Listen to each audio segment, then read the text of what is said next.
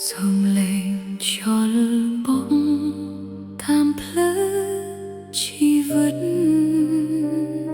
thơ ơi con nâng đòi con bốc mai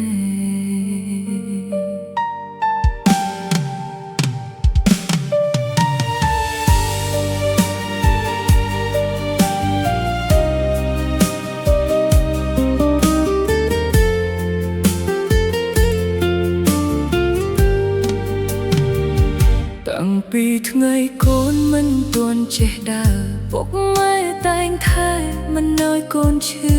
លំបាកពុនណាក៏មិនដែលថាព្រោះចង់ឲ្យកូនមានថ្ងៃល្អមួយព្រឹកឡើងធ្វើការដល់យប់មិនសម្រា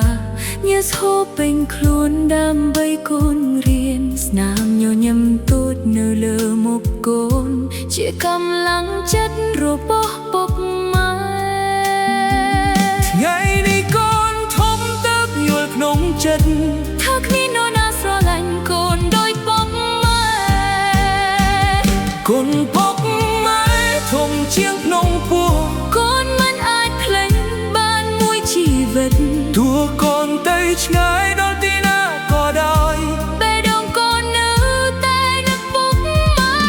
សូមអរគុណដែលផ្ដល់ជីវិតបងរៀនកូនឲ្យចេះបើមានជាតិក្រោយកូនសុំកាត់មកធ្វើជាកូនពុកម៉ែទៀតបានទេ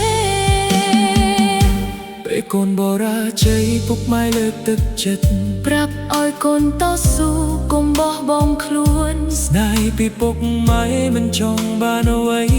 សុំតែកូនសុខគឺគ្រប់គ្រាន់ហើយ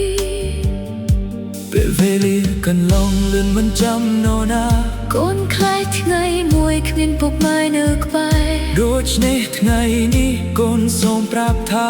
កូនស្រឡាញ់ពុកម៉ែជាងអ្វីទាំងអស់